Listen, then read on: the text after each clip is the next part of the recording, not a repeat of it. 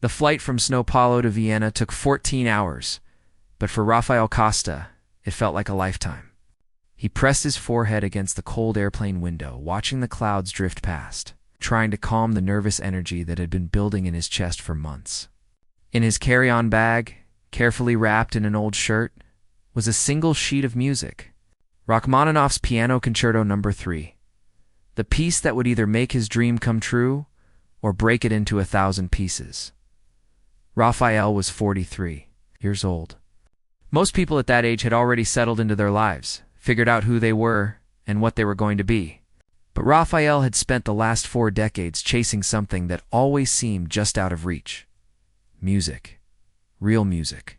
The kind that filled concert halls and made people close their eyes and forget about everything else for just a moment. He grew up in one of São Paulo's poorest neighborhoods, where the houses were stacked on top of each other like cardboard boxes, and the streets were so narrow you could reach out your window and touch your neighbor's wall. His mother cleaned houses for wealthy families in the nice part of town, and sometimes, when he was a boy, she'd take him along during school holidays. That's where he first heard it, piano. A real one, not the cheap keyboard at church, or the ones he'd seen on television. This was a massive black instrument that sat in the corner of a living room bigger than his entire house. And when the family's daughter played even badly, it created sounds that made his heart ache. From that moment, Raphael knew what he wanted. But wanting something and getting it are two very different things when you're a kid from the favelas. His family couldn't afford a piano. They couldn't even afford proper meals half the time. But his mother saw the hunger in his eyes, and she understood. She always understood. So she worked extra hours and saved every spare coin until she could buy him a beat-up electronic keyboard from a pawn shop. Half the keys stuck, and it sounded more like a toy than an instrument. But to Raphael, it was everything. He taught himself to play. There was no money for lessons, no teachers who would come to his neighborhood, no music schools that would accept a poor kid with no formal training. So he learned from YouTube videos, from library books, from sitting outside music stores and listening to other people play. He worked construction during the day, his hands getting rough and calloused from cement and brick. Then came home and practiced until his neighbors banged on the walls and told him to shut up. Years passed like this. 10 years, 20, 30. He got better, much better than anyone expected a self-taught pianist to be. He played at local churches, at small community events, at bars where people were more interested in their drinks than the music. He recorded himself and posted videos online where they got a few dozen views from other struggling musicians. It wasn't the life he'd dreamed of, but it was something. It was music. Then, 3 years ago, he heard about an audition. The Vienna International Music Academy, one of the most prestigious music schools in the world, is opening its doors to international students for a special program. It was a long shot, maybe an impossible shot, but Raphael had been taking those his whole life. He saved every real he earned. He took on extra shifts, worked weekends, skipped meals. His apartment was falling apart, but he didn't care. This was his chance. Maybe his last chance. Now here he was, walking through the Vienna airport with his cheap suitcase and cheaper suit. Following signs he could barely read to catch a train into the city. Vienna was nothing like São Paulo. Everything was so clean, so organized, so quiet. The buildings looked like palaces. People walked around like they'd never had to worry about anything in their entire lives. Raphael felt out of place in a way that made his skin itch. But he pushed the feeling down and kept walking. The music academy was even more intimidating than he'd imagined. It was housed in a building that looked like it belonged in a museum, with marble columns and golden fixtures and paintings of dead composers staring down from the walls. Students walked past carrying instrument cases that probably cost more than his yearly rent. They were young, most of them, teenagers and 20-somethings who'd been training since they could walk. They looked at Raphael with confusion, probably wondering what a middle-aged construction worker was doing in their school. The audition was scheduled for 2 in the afternoon.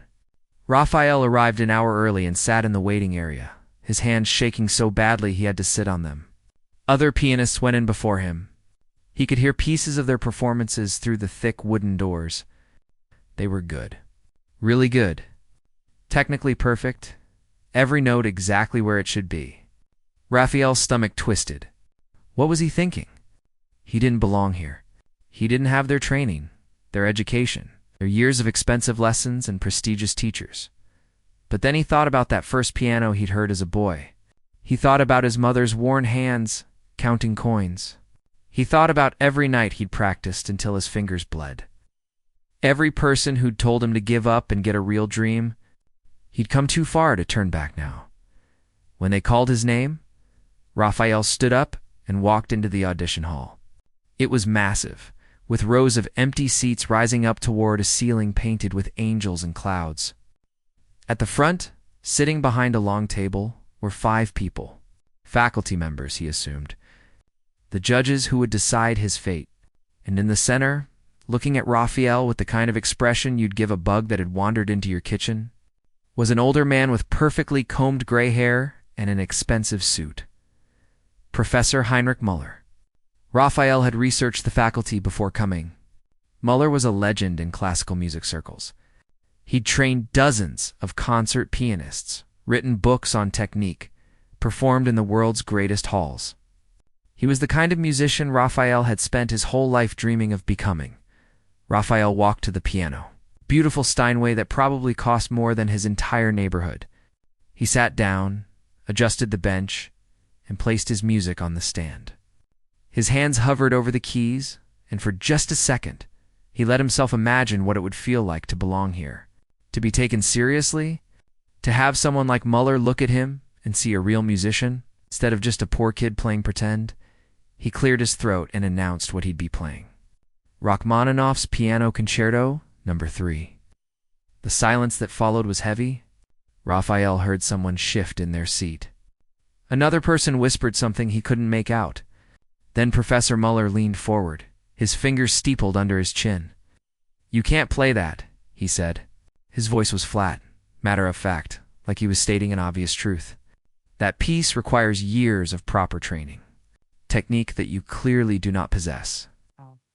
Müller gestured at Raphael's hands, still hovering over the keys. "Look at your fingers. Those are working hands. Laborer's hands.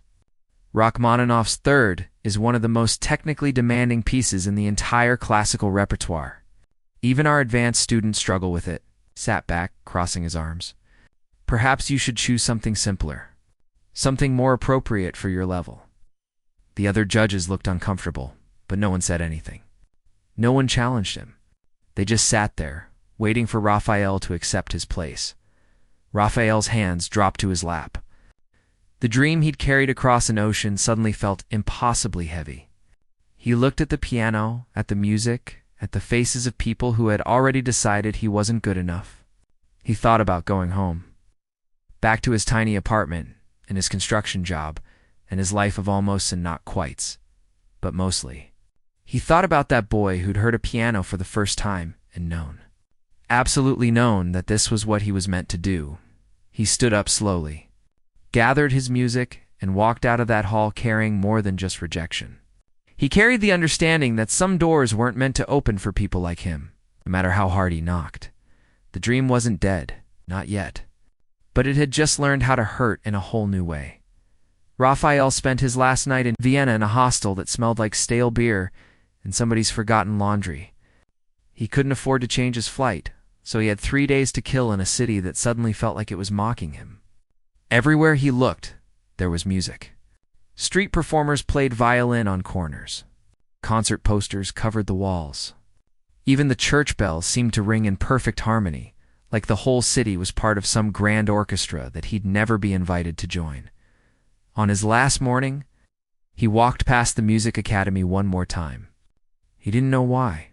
Maybe he was punishing himself, or maybe he just needed to see it again to make it real. To accept that this chapter of his life was closed. He stood across the street watching students file in with their instrument cases and felt something shift inside him. It wasn't sadness anymore. It was something else. Something that felt almost like anger, but cleaner, sharper. The flight home was worse than the flight there. At least before, he'd had hope. Now he just had a crushing sense of failure and 14 hours to think about it. He kept replaying Professor Müller's words. "You can't play that. It's not you didn't play it well, or you need more practice. Just you can't, like it was impossible. Like some people were born with the right to make music, and others weren't. Back in São Paulo, Raphael fell into a depression that lasted weeks. He went to work, came home, ate, slept, and repeated. He didn't touch his keyboard. He couldn't. Every time he looked at it, he heard Muller's voice. He thought about selling it, using the money to fix his leaking roof or replace his dying refrigerator. Practical things. Realistic things. His mother came to visit and found him staring at the wall. She sat down beside him and didn't say anything for a long time. Then she asked him a simple question. Did you stop loving music? Raphael thought about it. No. Then why are you letting someone else tell you what you can't do? It was such a simple thing to say, but it cracked something open inside him. That night, after his mother left, Raphael pulled out his keyboard and played. Not Rachmaninoff. Not anything he thought he should play. Just whatever came out of his fingers. And what came out was angry and sad and beautiful and nothing like the perfect. Proper classical music he'd been trying so hard to master, he started going out at night. There was a neighborhood in old São Paulo called Lapa, where the streets came alive after dark with music that spilled out of every doorway. Samba, jazz, bossa nova, all of it mixing together in a way that would probably give Professor Muller a heart attack. Raphael found a tiny bar called a Nota Azul, wedged between a bakery and a tattoo shop, where musicians gathered to play. The first time Raphael walked in, a group was in the middle of an improvised session. A guitarist, a drummer playing on overturned buckets, and a woman on saxophone who played like she was having a conversation with God. Raphael sat in the corner and just listened. This wasn't the polished, rehearsed perfection of concert halls. This was raw and alive and real.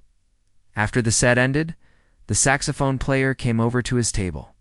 She was older, maybe in her 50s, with gray streaks in her black hair and eyes that seemed to see right through him. You're a musician, she said. It wasn't a question. I play piano, Raphael admitted. Or I used to. She pulled out a chair and sat down without being invited. Let me guess. You went to one of those fancy schools and they told you you weren't good enough. Raphael looked at her in surprise. How did you know? Because I used to be one of them, she said. I played violin for the São Paulo Symphony Orchestra. Trained at Juilliard. Did everything right. Followed all the rules. Played every note exactly as written. She paused, and I was miserable. Because somewhere along the way, I forgot that music is supposed to mean something. It's supposed to come from here. She tapped her chest. Her name was Isabella Chen. Her father was Chinese. Her mother Brazilian. And she'd spent her whole life being to something for everyone. Too ethnic for classical music, too classical for Brazilian music. Too old, too unconventional, too unwilling to just shut up and play what she was told. So eventually she stopped trying to fit in and started playing what she felt. You want to play? She asked, nodding toward the small upright piano in the corner. Raphael hesitated. I don't know what to play. Then don't play anything. Just sit down and see what happens. So he did. He sat at that beat-up piano with its chipped keys and loose pedal, and he started playing. At first it was tentative. Pieces of Chopin mixed with rhythms he'd heard in the streets. Then it started to flow. His hands found patterns that weren't in any book he'd ever studied. The classical training he'd taught himself mixed with the samba his mother used to hum while cooking, the bossa nova that played from neighbors' windows, the sounds of his city and his life. When he finished, the bar was quiet. Then someone started clapping. Then everyone joined in. It wasn't the polite applause of concert halls. It was real appreciation from people who understood what it meant to put your heart into your hands and hope it came out as music. Isabella became his teacher, but not in the way Professor Muller would have understood the word. She didn't give him exercises or theory lessons. Instead, she showed him how to listen. Really listen. To the music inside him that didn't care about what was proper or correct or traditionally acceptable. You know what your problem is? She said one night after they'd been working together for weeks. You're trying to prove you're good enough to play their music. But why do you want to play music that doesn't have space for you in it? Because it's beautiful, Raphael said. Because those pieces mean something. Yes, they do. To the people who wrote them. In their time. In their culture. But you know what else is beautiful? You, your story. Your life. The music that comes from someone who learned to play on a broken keyboard in a favela because he loved it too much to give up. That's just as valid. Just as important. She introduced him to other musicians. People who'd been rejected by the classical world for one reason or another. Too poor, too old, wrong background, wrong style. Together, they started experimenting. What if you played Beethoven but with the rhythm of Brazilian drums underneath? What if you took a samba melody and gave it the structure of a sonata? What if you stopped asking permission to make music your way? Raphael started performing regularly at a Nota Azul. Word spread. People came from other neighborhoods to hear the construction worker who played classical music like it was born in the streets of São Paulo. Someone recorded one of his performances on their phone and posted it online. Then another person did. Then another. His YouTube channel, which had collected dust for years with only a few dozen subscribers, started growing. Not explosively, but steadily. People commented from all over Brazil, then from other parts of South America. They said his music made them feel like they were allowed to love classical music too. That they didn't have to apologize for where they came from or how they learned. 3 years passed this way. Raphael kept working construction during the day. At night, he played and composed and experimented. He couldn't afford to quit his day job, but he didn't mind anymore. His calloused hands felt like proof of something. That real life and real music weren't separate things. That you didn't have to choose between surviving and creating. Isabella pushed him to be bolder. Stop being safe, she'd say. Stop trying to please people who've already decided you're not good enough. Play the music that scares you. So Raphael did something crazy. He recorded a video of himself playing Rachmaninoff's Piano Concerto No. 3, the same piece Professor Muller had told him he couldn't play. But he didn't play it the traditional way. He played it his way, weaving in the rhythms and melodies of his home, his culture, his life. It was technically imperfect in places. It broke probably a dozen rules of classical interpretation. But it was honest. It was real. It was him. He almost didn't post it. His finger hovered over the upload button for 10 minutes. Then he thought about that boy who'd heard a piano for the first time and decided this was worth fighting for. He clicked upload and went to bed. When he woke up the next morning, everything had changed. Raphael's phone wouldn't stop buzzing. At first, he thought something was wrong with it. Notifications kept popping up so fast that the screen couldn't keep up. Messages, comments, shares, follows. The numbers were climbing so quickly they didn't seem real. His video of Rachmaninoff's Piano Concerto No. 3 had been viewed 3,000 times overnight. By the time he got to the construction site that morning, it was 30,000. By lunch, it had hit 100,000.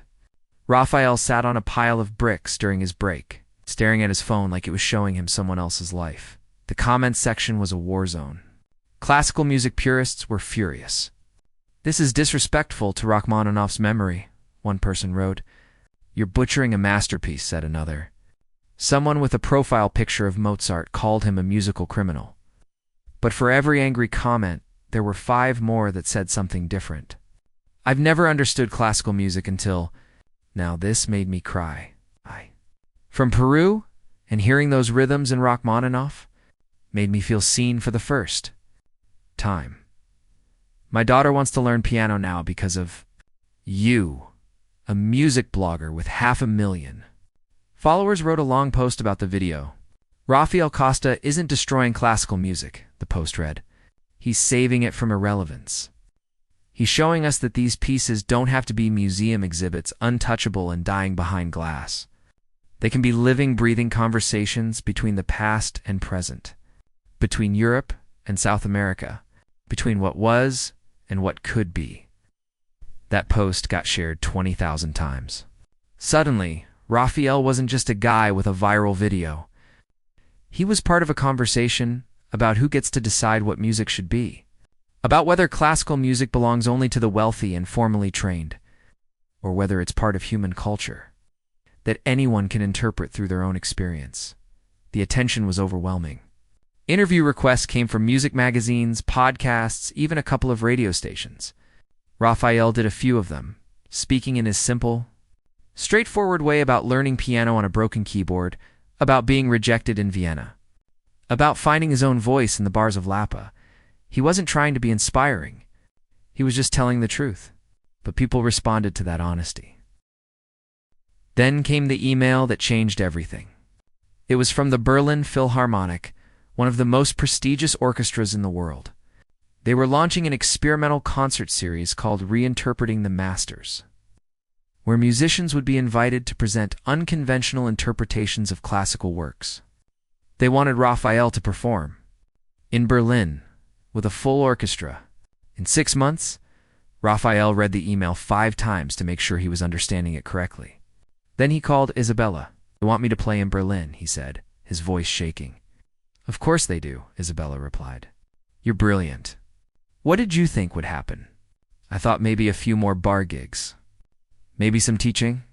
"Not Berlin." "Not the Berlin Philharmonic? You scared?" Raphael thought about it. "Terrified." "Good. That means it matters." He could hear the smile in her voice. "Raphael, this is what we've been working toward. Not to prove anything to people like that professor who rejected you, but to show everyone else that they have a right to music too. That their interpretations, their cultures, their experiences are valid." But Raphael couldn't stop thinking about Professor Muller.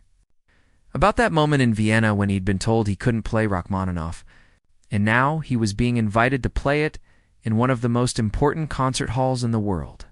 The irony was almost funny. Almost. The next months were intense. Raphael kept his construction job, but started practicing for 5, sometimes 6 hours a night. He worked with Isabella on refining his interpretation, making it tighter, more intentional. She was tough on him, tougher than any formal teacher might have been. "This section here," she'd say, stopping him mid-phrase. "Why did you change the tempo?" "Because it felt right." "Not good enough." "You need to know why. Every choice you make has to mean something. These people are looking for reasons to dismiss you. Don't give them any." His hands, already rough from construction work, developed new calluses from the hours at the keyboard. He'd wake up with his fingers stiff and swollen, pop some painkillers, and keep going. This wasn't just about him anymore. It was about every kid in every poor neighborhood who'd been told that certain dreams weren't for them. It was about his mother, who'd worked herself to exhaustion so he could have a cheap keyboard. It was about proving that innovation isn't betrayal, and that music belongs to everyone, not just the gatekeepers. As the concert date approached, the pressure intensified. His video now had over 3 million views. Articles were being written about him in major publications. Some praised him as a revolutionary. Others dismissed him as a gimmick, a novelty act who'd gotten lucky with social media. Classical music forums debated whether what he was doing was brave or blasphemous. A well-known conductor wrote an opinion piece titled, "In Defense of Tradition," arguing that classical music had rules and structures for a reason, that centuries of accumulated knowledge shouldn't be tossed aside for trendy reinterpretations. The piece never mentioned Raphael by name, but everyone knew who it was about. Raphael read it twice and felt the old doubts creeping back in. Who was he to think he could reinterpret Rachmaninoff? He was a construction worker with no formal training. Maybe Muller had been right all along. Isabella found him sitting outside a Nota Azul, staring at the article on his phone. "You're doubting yourself," she said. Sitting beside him, "You're not wrong," Raphael admitted. "I don't have the training. I don't have the credentials. Maybe I'm just fooling myself. You know what your problem is? You're still looking for permission. Permission to be good enough. Permission to be different. Permission to exist in a space that was never designed to include you." She took his phone and locked the screen. "Stop reading what other people think. The only question that matters is, does your music mean something to you? Does it say something true? Yes, then play it. Play it with everything you have. And if people don't like it, that's their problem, not yours." 2 weeks before the Berlin concert, Raphael got another email. This one made his hands shake so badly, he almost dropped his phone. The Berlin Philharmonic had appointed an artistic advisor for the experimental series, someone who would work with the performers, provide guidance, ensure the concerts maintained a certain standard. The advisor's name was Professor Heinrich Müller-Raphael. Felt like he'd been punched in the stomach. Of all the people in the world, it had to be him. The man who'd rejected him, who'd looked at his working hands and decided they weren't worthy of touching Rachmaninoff. Now that same man would be judging him again, but this time with an international audience watching. He could back out. The email had an apologetic tone, like they knew this might be uncomfortable. They'd understand if he withdrew. No hard feelings. Raphael sat with that option for about 5 minutes.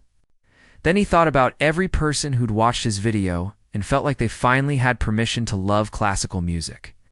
Every kid in a favela somewhere who saw him and thought maybe their dreams weren't impossible. Every worker whose hands were rough from labor, but who still wanted to create beautiful things. He wrote back. One sentence. I'll be there. Isabella's response to the news was simpler. Perfect. Let's show that old man what he's been missing. Raphael started packing for Berlin, his suitcase full of the same cheap clothes he'd worn last time. But he was different now. He wasn't going there hoping to be accepted. He was going there to perform. To share something he believed in, regardless of whether it made Professor Müller or anyone else comfortable. The night before his flight, Raphael played at a Nota Azul one last time. The bar was packed with people who'd followed his journey, who'd cheered for him from the beginning. When he finished his set, they gave him a standing ovation that lasted so long he had to wipe tears from his eyes. Go make us proud, someone shouted, but Raphael knew the truth. He wasn't doing this to make anyone proud. He was doing it because that boy who'd heard a piano for the first time had made a promise to himself, that he'd never stop making music, no matter who told him he couldn't. And he intended to keep that promise, even if it meant facing the man who'd broken his heart 3 years ago.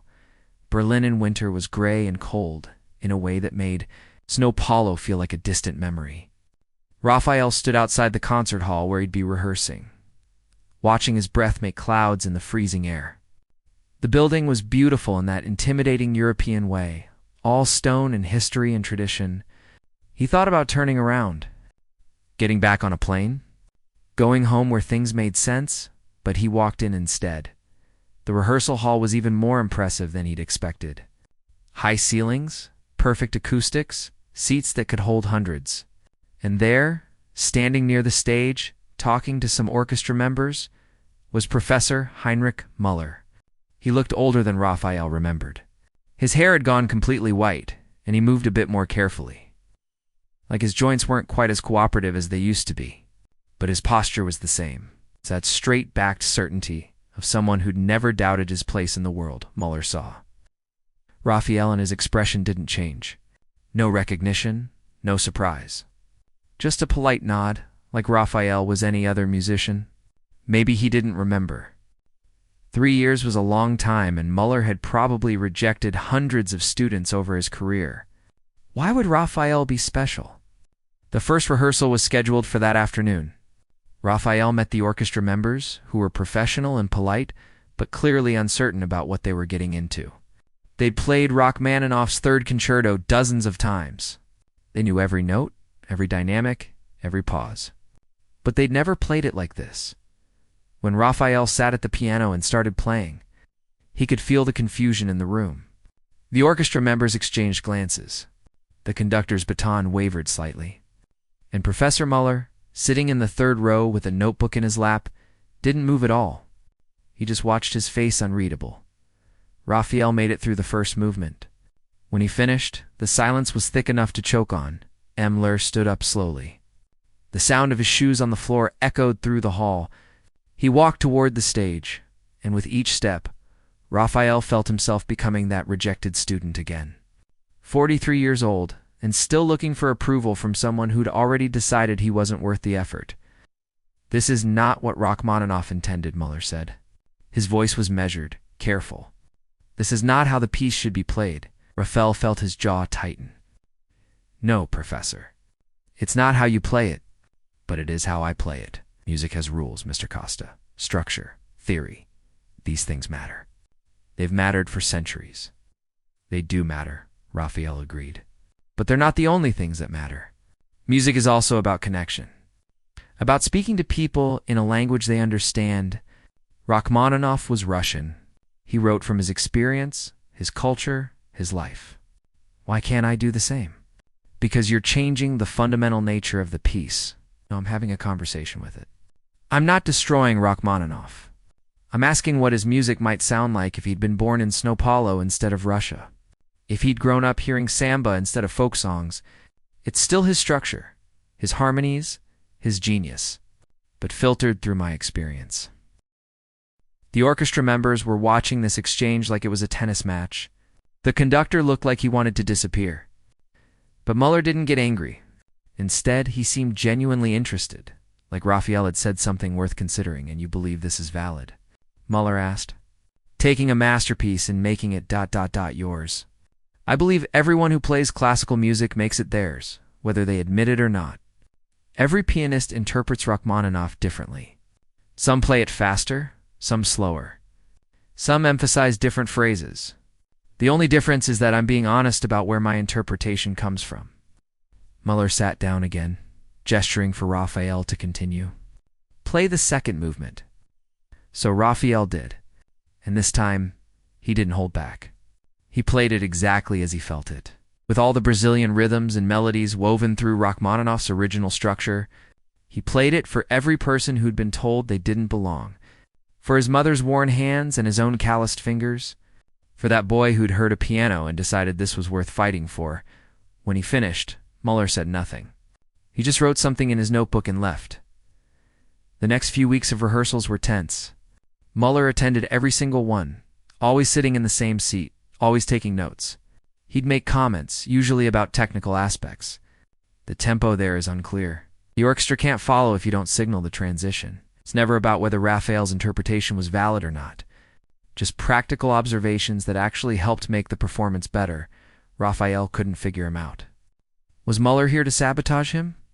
To prove that his rejection 3 years ago had been justified? Or was something else going on? One evening, Raphael stayed late to practice. He thought he was alone in the building until he heard footsteps. Muller appeared in the doorway, wrapped in a heavy coat, a scarf around his neck. You're still here, Muller observed. I wanted to work on the third movement. The transition into the final section still feels rough. Muller walked closer. May I?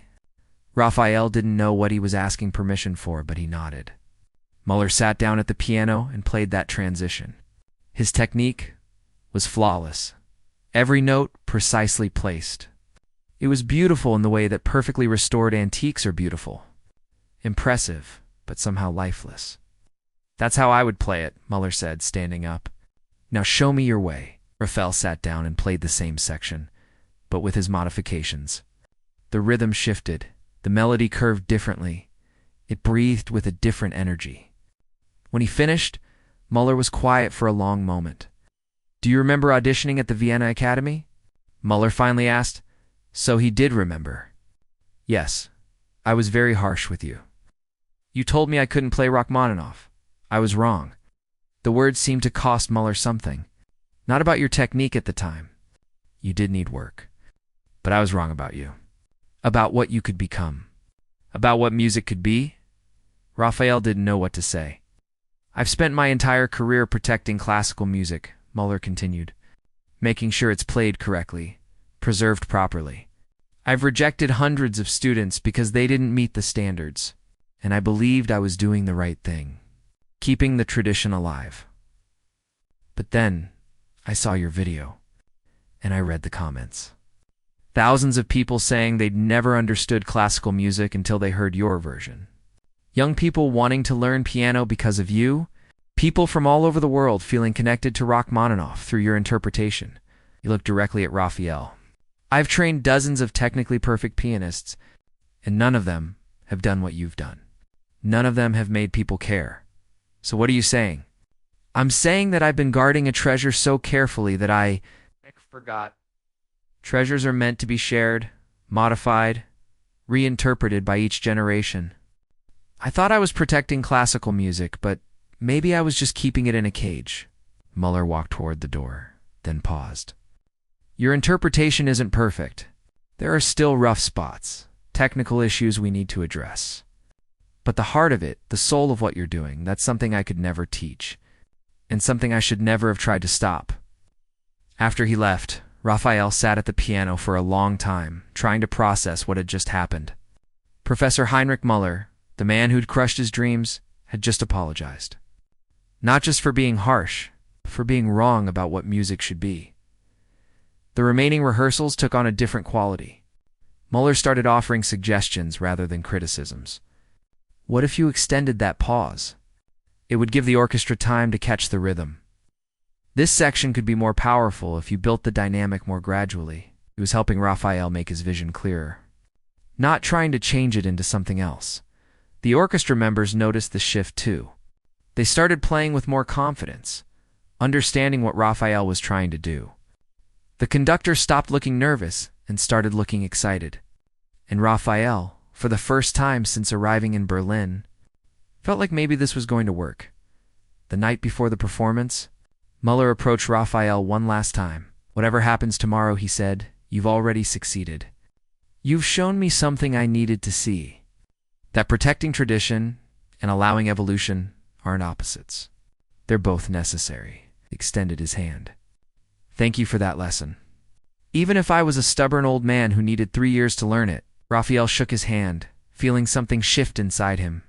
This wasn't about revenge or proving Müller wrong anymore. It was about something bigger. About opening doors that had been locked for too long.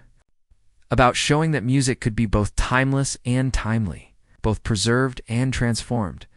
Tomorrow, he'd walk onto that stage and play Rachmaninoff his way. Not to prove anything to Professor Müller, but to prove that music belongs to everyone brave enough to make it their own.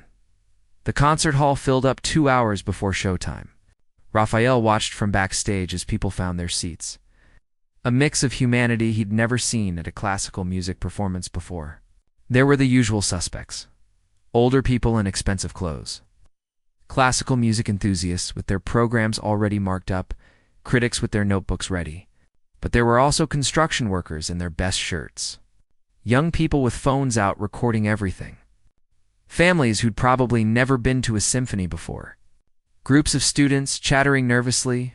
Outside the hall, Raphael could hear protesters chanting. Some people were angry about this whole experimental series, calling it a betrayal of classical music. They had signs that read "Respect the masters" and "Keep classical pure." Raphael tried not to think about them. He tried not to think about the fact that this performance was being live-streamed to thousands of people around the world. He tried not to think about anything except the music. Isabella had flown in from São Paulo that morning. She found him in the green room pacing. "You're going to wear a hole in the floor," she said. "I can't do this." "Yes, you can. What if I mess up? What if everyone realizes I'm just a construction worker who got lucky? What if Müller was right 3 years ago and I've just been fooling myself this whole time?" Isabella grabbed his shoulders and made him look at her. "Listen to me. In about an hour, you're going to walk onto that stage. And you know what you're going to do? You're going to play the piano the way you've always played it. With your whole heart. With everything you've lived through. Not for the critics or the protesters or even for Professor Müller. For that boy who heard a piano for the first time and knew this was what he was meant to do. For every person who's ever been told they're not good enough. That's who you're playing for." Raphael nodded, trying to steady his breathing. "And Raphael, that video of yours? The one that started all this? I've read every comment. Thousands of people saying you changed their relationship with music. That you made them feel like they were allowed to love something they thought wasn't for them. You've already won. Everything else is just playing piano." The call came 15 minutes later. It was time. Raphael walked through the backstage corridors, hearing the murmur of the crowd getting louder. The orchestra was already in place, tuning their instruments. The conductor gave him an encouraging nod. And there, in the front row, sat Professor Müller. Their eyes met, and Müller did something Raphael didn't expect. He smiled. Not a polite smile or a professional smile. A real one. The stage manager gave him the signal. Raphael took a deep breath and walked out. The applause was immediate and overwhelming. All those people, from all those different backgrounds, coming together for this one moment, Raphael sat at the piano, adjusted the bench, and looked out at the audience. He found Isabella in the fourth row, tears already streaming down her face. He found construction workers from São Paulo who'd somehow scraped together money to fly here. He found young musicians who looked at him with hope in their eyes. And he thought about his mother, who couldn't afford to come, but who he knew was watching the live stream in their tiny apartment, probably crying and praying at the same time. The conductor raised his baton. The hall went silent, and Raphael's hands found the keys. The first notes were pure Rachmaninoff. He needed people to hear that he understood the original, that he respected it, that this wasn't about tearing down something beautiful. But then, slowly, he started weaving in his own voice. The Brazilian rhythms came in subtle at first, then stronger. The melody curved in ways Rachmaninoff never wrote, but somehow seemed inevitable. The orchestra followed him. Raphael could feel the moment they stopped being nervous and started trusting the journey. In the audience, something remarkable was happening. Classical purists who'd come ready to hate this found themselves leaning forward, caught up in the music despite themselves. People who'd never understood classical music suddenly heard something that made sense to them, spoken a language they recognized. And in that moment, the artificial walls between high and low culture, between who deserves to make music and who doesn't, started to crack. Raphael poured everything into that performance. Every rejection he'd ever faced. Every person who'd told him to give up. Every early morning working construction, and every late night practicing until his fingers bled. Every moment of doubt, and every moment of hope. It all went into the music, transforming Rachmaninoff's notes into something that belonged to both of them. A conversation across time and culture and class. The second movement was the most personal. This was where Raphael had woven in a melody his mother used to hum while cooking. A tune from his childhood that he'd never forgotten. He heard someone in the audience gasp when they recognized it. Someone else started crying. The music wasn't just notes anymore. It was memory and longing and home and hope all mixed together by the third movement. The orchestra wasn't just following Raphael. They were with him, understanding what he was doing and adding their own voices to the conversation. The conductor had tears in his eyes. Even the protesters outside had gone quiet, listening through the doors. And then came the final section. The part where Rachmaninoff's original builds to this massive, triumphant conclusion. Raphael kept the structure, but infused it with one last burst of Brazilian energy. The rhythm of samba, the joy of carnival, the resilience of people who create beauty in the midst of struggle. It wasn't a betrayal of Rachmaninoff. It was an answer to him, saying, yes, this is beautiful. And here's what beauty sounds like where I'm from. The final chord rang out, and Raphael held it, letting it fill every corner of that historic hall. Then silence. The kind of silence that's so complete, you can hear your own heartbeat. Professor Muller was the first to stand. He rose slowly from his seat, and his applause was loud and sustained, and full of something that looked a lot like pride. The rest of the audience followed, erupting into an ovation that shook the building. People were on their feet, crying, cheering, hugging strangers. The orchestra members stood at their instruments, applauding. The conductor wiped his eyes with his sleeve. Raphael stood at the piano, overwhelmed. This was more than approval. This was recognition. Not just of his skill, but of the idea that music belongs to everyone. That classical pieces aren't museum artifacts to be preserved in amber, but living works that each generation gets to reinterpret through their own experience. Backstage afterward, Raphael was surrounded by people. Critics who'd come to write hit pieces instead, asking for interviews. Conservatory directors talking about changing their curriculum. Young musicians saying he'd inspired them to stop hiding their own backgrounds and start bringing their whole selves to their music. But the moment that mattered most was when Professor Muller found him in the chaos. I told you 3 years ago that you couldn't play that, Muller said. His voice was thick with emotion. I should have said I had never heard it played like that. I was protecting music from the very thing that keeps it alive. Change, growth, new voices. He paused. You didn't just prove me wrong. You taught me something I desperately needed to learn. Thank you. Raphael shook his hand, and then, on impulse, pulled the old professor into a hug. Muller stiffened at first, then hugged back. Music is big enough for both of us, Raphael said. For tradition and innovation, for preservation and transformation, it was never an either-or. 3 years later, Raphael teaches master classes around the world. Not technique classes, though he covers that too, but classes about finding your authentic voice, about bringing your whole self to music rather than trying to become someone else, about understanding that classical music isn't a closed door, but an open conversation that anyone can join. The Vienna International Music Academy, under new leadership, created a scholarship in his name.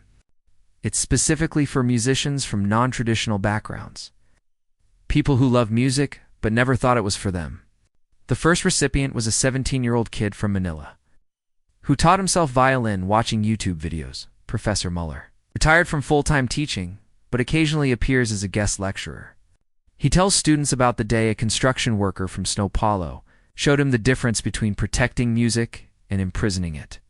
I spent 40 years as a gatekeeper, he says, and the only thing I successfully kept out was the future. Raphael's video has been viewed over 50 million times now.